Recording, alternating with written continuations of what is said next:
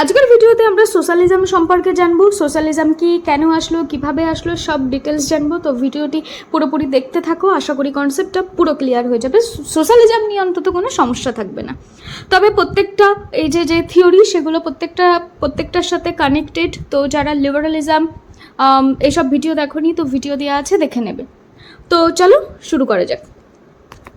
Socialism, 19th century we have seen the rise of capitalism and rise of inequality। মানে বলছে যে আমরা 19th সেঞ্চুরিতে যে ক্যাপিটালিজম এন্ড ইনইকুয়ালিটি দেখেছি সেটা থেকেই সোশ্যালিজমের জন্ম হয়। এবার ক্যাপিটালিজম আর ইনইকুয়ালিটি কিভাবে আসলো সেটা বলি। যখন মানুষ লিবারালিজম ছিল তখন মানুষ কি, মানুষের হাতে সম্পূর্ণ পাওয়ার ছিল, ইন্ডিভিজুয়ালের হাতে সম্পূর্ণ পাওয়ার ছিল, তাই না? তখন সেই লিবারালিজমে কি বলা হতো, যে যত পারো সম্পত্তি বানাও। এবার যার কাছে বেশি ট্যালেন্ট সে বেশি সম্পত্তি বানিয়ে নিয়েছে, যার কাছে কম ট্যালেন্ট তারা বানাতে পারেনি। তারপরে কি করছে, তারা যখন যারা বেশি বানিয়েছে তারা অনেক টাকার মালিক হয়ে গেল। হ্যাঁ, তারা কি করছে, যখন তারা অনেক টাকার মালিক তারা সব কিছু কন্ট্রোল করছে, যেটাকে ক্যাপিটালিজম বলা হয়। একটা বড় কোম্পানি বা ইন্ডাস্ট্রি তারা তৈরি করছে এবং যারা ওয়ার্কারদের দিয়ে অনেক পরিমাণে কাজ করানো হচ্ছে। শ্রমিকের সংখ্যা বেশি বেড়ে গেল, কারণ সম্পত্তি তো কিছু জনের হাতে তৈরি হয়ে গেল, যার জন্য তৈরি হয়ে গেল ইনইকুয়ালিটি। তাই তো লিবারালিজম থেকে কিভাবে ইনইকুয়ালিটি আসলো সেটা তোমরা জেনেছো, যে আর্থিক জিনিস ক্যাপিটালিজমের হাতে চলে গেল। কারণ যার টাকা বেশি তার হাতেই, যেমন আমাদের ইন্ডিয়াতেই দেখো না কেন, যারা বড় বড় বিজনেসম্যান, সরকার তো তাদের সাপোর্টেই সব কিছু করে, তাই না? আর শ্রমিক বাড়লো, যেহেতু কয়েকজনের হাতে সব সম্পত্তি চলে গেল, প্রাইভেট সম্পত্তি, তাহলে শ্রমিকের সংখ্যা তো বাড়বেই। যে রাজনৈতিক অবস্থা পুঁজিপতিদের হাতে চলে গেল, টাকা আছে তো রাজনৈতিক ব্যবস্থা পুঁজিপতিদের হাতেই যাবে, তারা যেটা বলবে সেরকমভাবেই চলতে হবে, তাই না? আর ওয়ার্কারদের শোষণ হতে গেল, মানে ওয়ার্কারদের উপর আর কি করা হতো, শোষণ করতে লাগলো। কিভাবে করা হতো, তাদের যেই কোম্পানি ইন্ডাস্ট্রিতে বেশি বেশি পরিমাণে কাজ করানো হতো এবং তাদের কম মাইনে দেওয়া হতো। এবার বাধ্য হয়ে তাদের করতেই হতো। দেখো এখন কি বলছে, when so this was analysis by the few of the thinker, this capitalist mode of development, capitalist economic development is creating a problem of the working class।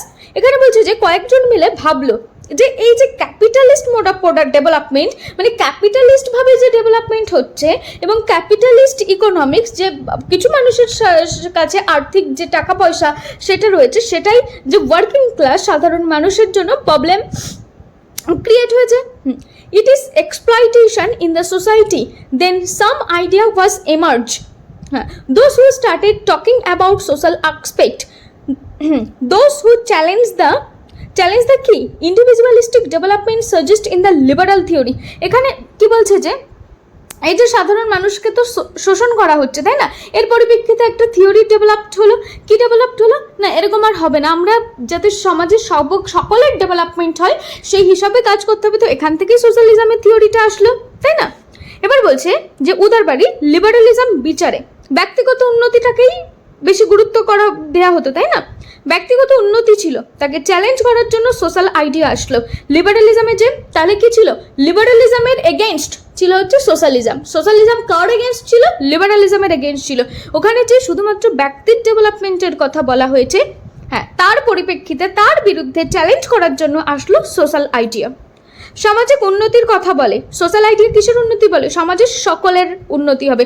We have to focus social development, not just the individual development. বলছে socialism সামাজিক উন্নতির কথা বলছে। Capitalist mode of development, পুঁজিপতি ভাবে যে উন্নতি হচ্ছে। The capitalist mode of production, যেখানে all property and resources they are own by the capitalist class and the worker just তার শ্রম দিচ্ছে।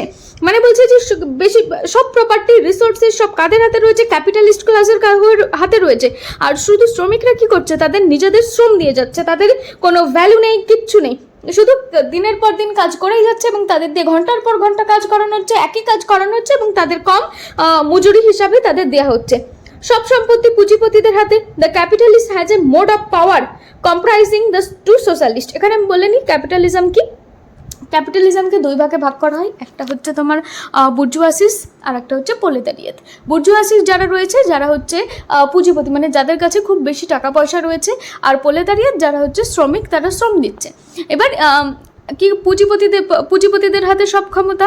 এবার তারা কি করছে, ওই যে শ্রমিকদের ওপর ঘন্টার পর ঘন্টা অনেক কাজ করানো হচ্ছে। এটাই হচ্ছে ক্যাপিটালিজম সিস্টেম, যেখানে ব্যক্তিগত ডেভেলপমেন্ট হচ্ছে, যে সাধারণ মানুষ যে তাদেরও একটু বেনিফিট দরকার, কাজ কম করানো, এইসবের দিকে ফোকাস দেওয়া হয় না। এটাই হচ্ছে ক্যাপিটালিজম, ঠিক আছে। তো সেখানে কি হলো, so the unfair system was realized during 19th century. এই যে আনফেয়ার যে সিস্টেম, এই সিস্টেমটা মানুষ রিয়েলাইজ করতে পারলো কত খ্রিস্টাব্দে, 19th সেঞ্চুরিতে মানুষ রিয়েলাইজ করতে পারলো। Everybody was happy with the liberty after the end of monarchy. Monarchy end হয়ে গেল, মানুষ লিবার্টিতে চলে আসলো, লিবার্টিতে সবাই কিন্তু খুব খুশিই ছিল। But when within this liberal aspect the scope of the state is reduced the concept of negative liberty, তাহলে কি করা হলো, এর জন্য the capitalist accumulation of the property, capitalist accumulation the property means, এখানে ক্যাপিটালিস্ট অ্যাকুমুলেশন অফ প্রপার্টি যে ওয়ার্ডটা use করা হয়েছে, এর মানে হলো there is a not limit that how much property a person can have. মানে এখানে কোনো লিমিট নেই যে তুমি কত সম্পত্তি তুমি বানাতে পারবে, যত পারো বানিয়ে যাও, তোমার কাছে অ্যাবিলিটি আছে, তুমি যত পারো সম্পত্তি বানিয়ে যাও, কোনো সীমা নেই। ব্যক্তি বা অনেক সম্পত্তি বানাতে পারে, তুমি ব্যক্তিরা মানে প্রত্যেকটা মানুষ অনেক সম্পত্তি বানাতে পারে। State and state will not interfere, state কোনো ইন্টারফিয়ার করবে না, স্টেট কোনো হস্তক্ষেপ করবে না, যে যত পারো বানাও সম্পত্তি। স্টেট প্রোটেক্ট দেয়ার প্রপার্টি, স্টেটের কাজ একটাই, স্টেট ইন্ডিভিজুয়াল যে সম্পত্তি তৈরি করেছে সেটাকে প্রোটেক্ট করবে, কে করবে, state. So that has created a problem of again they are in no check market industry, they are free from the government interference। বলছে যে বাজার ছিল তা সরকারের হস্তক্ষেপ থেকে মুক্ত ছিল, এবং কি বলছে, and because of that capitalist class the people those who are rich started exploitation working class. এখানে সেটাই বলছে, যাদের কাছে অনেক টাকা রয়েছে তারা শুরু করতে, মানে যে শ্রমিক ক্লাসদের ওপর এক্সপ্লয়টেশন, শোষণ করতে শুরু করলো, তাই তো। So as a result of capitalist growth we have seen the increment in the inequality in the society as well as the exploitation of working class. এখানে কি বলছে, যে যাদের কাছে খুব সম্পত্তি তারা সোসাইটিতে কি করলো, ইনইকুয়ালিটির সৃষ্টি করলো, সাধারণ মানুষদের শোষণ করতে লাগলো। এটাই বলছে এখানে। হ্যাঁ, দেন দ্য সোশ্যালিস্ট থট অরিজিনেট, এর পরিপ্রেক্ষিতে এই যে সোশ্যালিস্ট থট সেটা হচ্ছে অরিজিনেট হলো, যেটা আমরা জানবো। এটা হচ্ছে সোশ্যালিস্টের আগের কাহিনী বললাম, যেটা কিভাবে ডেভেলপমেন্ট, মানে কিভাবে এই থটটা আসলো। বলছে liberalism based on meritocracy, liberalism ম্যারিটোক্রেসিতে বিশ্বাস করে, মানে তোমার কাছে নলেজ আছে, তোমার কাছে ক্যাপাসিটি আছে, তুমি সম্পত্তি বানাও। ম্যারিট বেসড কনসেপ্ট হচ্ছে লিবারালিজম। হ্যাঁ, the classical liberal idea based talent, মানে ট্যালেন্টের উপর ভিত্তি করে, তোমার ট্যালেন্ট আছে, বানাও, তুমি যত পারো সম্পত্তি বানাতে পারো। Individual competition is supported in this idea. তাহলে কি বলছে, লিবারালিজম ইন্ডিভিজুয়াল যে কম্পিটিশন সেটাকে সাপোর্ট করে। তো এই সব কিছুর থেকে বিচার আসলো, আমাদের এমন রাজনৈতিক ব্যবস্থা চাই যেখানে সবার উন্নতি হতে পারে, শুধুমাত্র কয়েকজনের উন্নতি নয়, যেখানে সাধারণ মানুষ থেকে শুরু করে সকলের উন্নতি হতে পারে। তো 19th সেঞ্চুরিতে ইন্ডাস্ট্রিয়াল রিভলিউশন হয়েছিল, তার বিরুদ্ধে সোশ্যালিজমের জন্ম হয়। ইন্ডাস্ট্রিয়াল রিভলিউশন মানে যে ওই যে ইন্ডাস্ট্রিতে যারা পুঁজিপতি শ্রেণী ছিল, যাদেরকে বলা হয় হ্যাঁ বুর্জুয়াসিস, তারা কি করতো, প্রোলেতারিয়েট মানে শ্রমিক শ্রেণীদের ওপর যে কাজ করাতো, তাই না, হ্যাঁ, ঘন্টার পর ঘন্টা। এর পরিপ্রেক্ষিতে রিভলিউশন হয়েছিল, মানুষ আন্দোলন করেছিল, এর বিরুদ্ধে তারপরে সোশ্যালিজমের জন্ম হয়। এবার আমরা জানব what the socialist theory stand for, তাই তো, কিভাবে। হ্যাঁ, সোশ্যালিস্টরা মানে private ownership of resources create class base inequality. Class base inequality কিসের উপর, যে প্রাইভেট ওনারশিপ অফ রিসোর্সেস, সেটাই এর মূল কারণ। ক্লাস কিভাবে হয়, class means upper class, middle class. এটা কিভাবে ডিসাইড করা হয় যে কে আপার ক্লাস, কে মিডল ক্লাস। আপনার কাছে কত সম্পত্তি আছে, প্রাইভেট প্রপার্টি মানে হচ্ছে ল্যান্ড, জমি, আপনার কাছে কত আছে, যদি বেশি থাকে তাহলে আপনি কি হবে, আপার ক্লাস। যদি আপনার কাছে কম থাকে তাহলে তুমি কি হবে, মিডল ক্লাস। আর যদি কিছুই না থাকে, লোয়ার ক্লাস। তো এর এগেনস্ট ছিল socialist thinker supported a society which is based on social ownership of resources, মানে বেনিফিট সবাই পাবে। সোশ্যালিস্টরা এমন পছন্দ করে যেখানে হচ্ছে বেনিফিট সবাই, পার্টিকুলার এক দুজন পাবে না, সবাই বেনিফিট পাবে। এখানে বলছে প্রাইভেট সম্পত্তিতে কি হয়, যে মালিক তার কাছে শুধু বেশি টাকা রাখে আর কৃষকরা কম টাকা পায়। হ্যাঁ, সোশ্যালিস্টরা এটা বলে যদি 100 বিঘা জমি থাকে তাহলে সব শ্রমিকরা কাজ করবে এবং সেটাকে সমান সমান ভাগে পাবে, না কেউ বেশি না কেউ কম পাবে। Socialist thought does not believed competition, এটা socialist thought does not believe কম্পিটিশনে বিশ্বাস করে না। It does not believe in ম্যারিটেও বিশ্বাস করে না। It believe the concept of need, মানে আমাদের সমাজের কী প্রয়োজন, সমাজের ডেভেলপমেন্টের জন্য কী প্রয়োজন, নিডে বিশ্বাস করে। Socialism against merit and competition, যদি কোনো প্রাইভেট প্রপার্টি না থাকে তাহলে তো কোনো সমস্যাই হবে না। হ্যাঁ, অল অফ আস ইকুয়াল, তাহলে আমরা সবাই ইকুয়াল। যখন সবাই সমান হয়ে যাবে তখন কোনো শোষণ থাকবে না। According to socialist thinker the main problem হলো প্রাইভেট প্রপার্টি। বোঝা গেল? এবার আমরা টাইপস সম্পর্কে জানবো, যে টাইপস মানে আর্লি সোশ্যালিস্ট থিঙ্কাররা কী বলেছে এসব সম্পর্কে আমরা জানবো। যে আর্লি সোশ্যালিস্ট বা ইউটোপিয়ান সোশ্যালিস্ট, এটা বলার আগে ইউটোপিয়ান সোশ্যালিস্ট এই কথাটার আমি মানে বলে দিই। ইউটোপিয়ান মানে হচ্ছে যা রিয়েলিটিতে এক্সিস্ট করে না, কাল্পনিক একটা ভাবনা। যেমন আমার যেমন একটা ভাবনা আছে কবে যে একটা চাকরি পাবো, চাকরি পেয়ে এটা বানাবো ওটা করবো, এই যে এটা হচ্ছে একটা কাল্পনিক আমার ভাবনা যেটা রিয়েলিটিতে নেই। হ্যাঁ, ওটাকেই বলা হয় ইউটোপিয়ান থট, মানে রিয়েলিটিতে এক্সিস্ট করে না। এখানে আর্লি সোশ্যালিস্ট থিঙ্কার যারা রয়েছে যেমন Robert when, S Simon, Charles Fourier, এরা হচ্ছে আর্লি সোশ্যালিস্ট থিঙ্কার। এরা খুবই খুশি ছিল, মানে আর্লি সোশ্যালিস্ট থিঙ্কার খুশি ছিল না। কিছু খুশি ছিল না ক্যাপিটালিস্ট সিস্টেমে, যে ক্যাপিটালিস্ট সিস্টেম ছিল সেটাতে এরা খুশি ছিল না। এইবার এরা এইসব কথা বলে যে খুশি মানে এরকম ছিল না, কিন্তু তারা যে আইডিয়া দিয়েছে তারা কিন্তু সায়েন্টিফিকভাবে কোনো আইডিয়া দেননি। তারা এরকমভাবে বলেছে এটা যদি এরকম না হতো এরকম হতো তাহলে ভালো হতো। মানুষকে তাদের পরিপ্রেক্ষিতে আন্দোলন করতে হবে, নিজেদের সব কিছু নিজেদের করতে হবে। এবার মার্কস আর এঙ্গেলসের কথা যে নিজেদের সব কিছু কীভাবে কী করবে সেটার তো প্রপার সায়েন্টিফিক একটা ব্যাখ্যা থাকা দরকার, তাই না?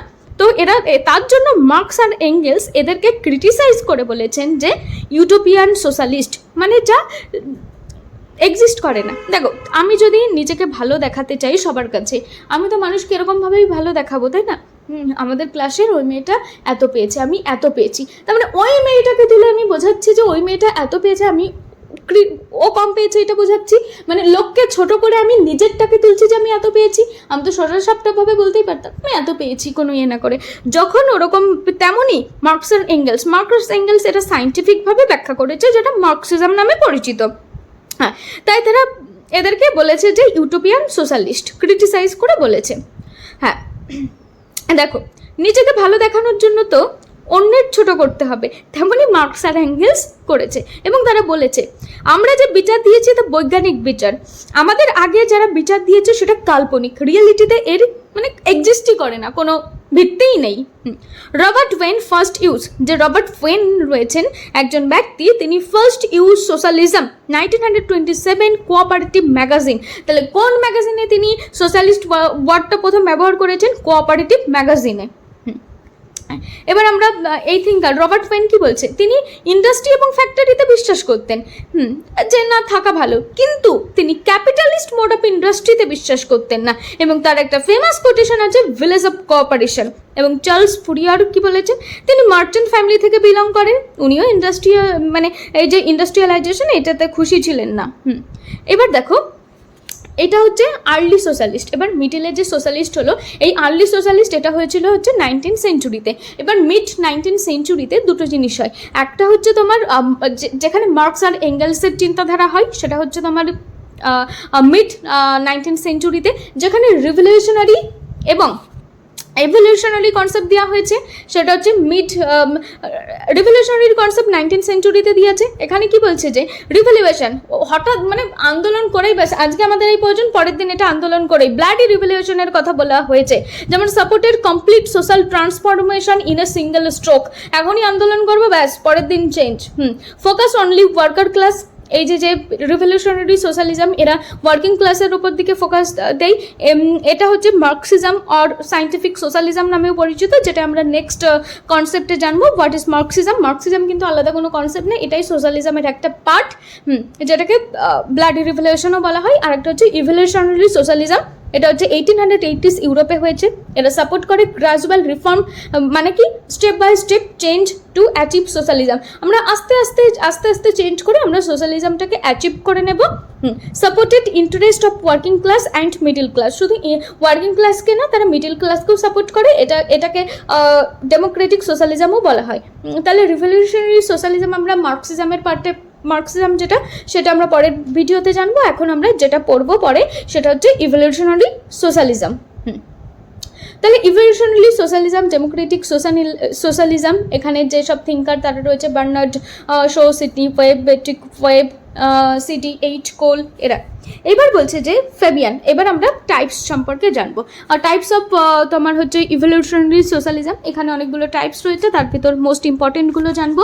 প্রথম হচ্ছে ফেবিয়ান সোশ্যালিজম, দ্বিতীয় হচ্ছে জার্মান সোশ্যাল ডেমোক্রেসি, 3 হচ্ছে রিভিশনালিজম, 4 হচ্ছে সিন্ডিক্যালিজম, তারপরে গিল্ড সোশ্যালিজম। এখন আমরা জানবো ফেবিয়ান সোশ্যালিজম কি। ফেবিয়ান সোশ্যালিজম এটা ডেভেলপড ইন ইংল্যান্ডে এটা হয়েছিল ইন লেট 19th সেঞ্চুরি। কত খ্রিস্টাব্দে হয়েছিল? 19th সেঞ্চুরি, 1884-তে হয়েছিল। Gradual change in social order, এখানে স্টেপ বাই স্টেপ চেঞ্জের কথা বলা হয়েছে। And not just with the help of working class, supported of middle class, শুধুমাত্র ওয়ার্কিং ক্লাসের সাপোর্ট করেনি, তারা মিডল ক্লাসকেও সাপোর্ট করেছে। এরপরে জানবো হচ্ছে German social democracy. German social democracy এটা কি? এটা হচ্ছে তোমার সাপোর্ট মার্কসিস্ট ডক্ট্রিনকে এটা সাপোর্ট করে, of economic interpretation of history but not idea of bloody revolution. যে ব্লাডি মানে আমরা আমাদের যে গোল রিভলিউশন, তোমার হচ্ছে মার্কসিস্ট যে রিভলিউশনারি সোশ্যালিজম, তারা কি বলেছে যে আমরা আমাদের গোলটাকে পাওয়ার জন্য আমরা মানুষকে মারতেও পারি, ব্লাডি রিভলিউশন। তাহলে এই জার্মান সোশ্যাল ডেমোক্রেসি এরা সাপোর্ট করে, মার্কস ডক্ট্রিনকে তারা পছন্দ করে, কিন্তু তার যে ব্লাডি রিভলিউশন ওটাকে পছন্দ করে না। তারপরে আসে কি রিভিশনালিজম, এটা পপুলার ইন জার্মানি, এটা জার্মানিতে পপুলার। হ্যাঁ, বার্নস্টাইন বলেছেন, তিনি সাপোর্ট করেন the revolution in neither possible not needed. মানে এখানে তোমার কি বলছে, তিনি সাপোর্ট করেন মানে তিনি মার্কসকে অ্যাকচুয়ালি ক্রিটিসাইজ করেছেন এবং তিনি সাজেস্ট করেছেন that revolution is neither possible not needed. He reject marks materialistic interpretation of history. তিনি মার্কসের কি ম্যাটেরিয়ালিস্টিক ইন্টারপ্রিটেশন অফ হিস্ট্রি, এই জিনিসটাকে তিনি রিজেক্ট করেছেন এবং তিনি পার্লামেন্টারি রোড অফ সোশ্যালিজমের কথা বলেছেন। বার্নস্টাইন মার্কসের বিরুদ্ধে বলেন peasant do not sink, middle class does not disappear, crises do not grow even larger, mystery and serfdom do not increase. এরপরে আমরা জানবো কি syndicalism, সেটা কি? syndicate is a French word for worker union. এটার মিনিং কি? Worker union. Stood socialization without the state, socialization যেখানে state থাকবে না। ইনফ্লুয়েন্স, কার দ্বারা ইনফ্লুয়েন্স হয়েছে? George Sorel, the author of the reflection on violence. তিনি এরা কি অ্যাকসেপ্ট করে? The class struggle theory of মার্কসের যে ক্লাস স্ট্রাগল সেটাকে এরা সাপোর্ট করে। হ্যাঁ, there is no need for a capitalist state, এখানে কোনো ক্যাপিটালিস্ট স্টেটের বা পলিটিক্যাল স্টেটের কোনো নিড নেই। Only an economic state is enough, শুধুমাত্র economic state enough. Strong labour union can protect the interest of working class from the capitalist exploitation. যদি strong labour union হয় তাহলে তারা কি করতে পারবে? ইন্টারেস্ট অফ ওয়ার্কিং ক্লাসের প্রোটেক্ট করতে পারবে। মানে লেবারদের একটা ইউনিয়ন থাকতে হবে। লেবারদের ইউনিয়ন মানে কি? ধরো আমরা বাজারে লেবার রয়েছে, কেউ ধরো একজন, আমি দোকানের কথাই বলছি, ধরো ছোট ছোট দোকান রয়েছে, সেখানে একজন একটা জিনিসের দাম 10 টাকা নিচ্ছে, আর একজন 5 টাকা নিচ্ছে, সেম জিনিসের দাম আরেকজন 4 টাকা নিচ্ছে। তাহলে মানুষ কোথায় যাবে? যেখানে 4 টাকা দাম সেখানেই যাবে। তাহলে বলছে লেবারদের একটা ইউনিয়ন থাকলে কি হবে? তারা নিজেরা ডিসাইড করবে যে তারা এই 10 টাকার কমে কেউ নেবেই না, তাই না? তার জন্য লেবারদের ইউনিয়ন খুব প্রয়োজন। আর যদি তারা সেটা না করে তাহলে তো শোষণ হবেই। যেমন আমাদের এই যে ভারতের যে যারা লেবার, তারা মুভমেন্ট করছে, তারা প্রত্যেকটা একটা পলিটিক্সের সাথে যুক্ত, তাই না? এবার তারা যদি নিজেদের ইন্টারেস্ট হিসাবে আন্দোলন করে নিউট্রালভাবে, তাহলে সরকার কাজ করতে পারতো। প্রত্যেকটা পার্টির সাথে লেবাররা রয়েছে, তাদের নিজেদের না কোনো ডেভেলপমেন্ট হচ্ছে না কোনো কিছু। তোমাদের প্রয়োজন তোমরা সেপারেটভাবে নিউট্রালভাবে তোমরা আন্দোলন করো, না কোনো পলিটিক্যাল পার্টির সাপোর্টে। যার জন্য দেখো আমাদের দেশের এই অবস্থা লেবারদের। আর গিল্ড সোশ্যালিজম কি? এটা হচ্ছে ইংল্যান্ডে হয়েছিল 19th সেঞ্চুরিতে। GDH Cole the real interest is economic interest বলেছেন। Does not consider revaluation a necessary. এরা কনসিডার করে না যে রিভ্যালুয়েশন ইজ এ নেসেসারি। আশা করি ভিডিওটা তোমাদের খুব বুঝতে পেরেছো, হয়তো না পারলে কিছু করার নেই। বাই।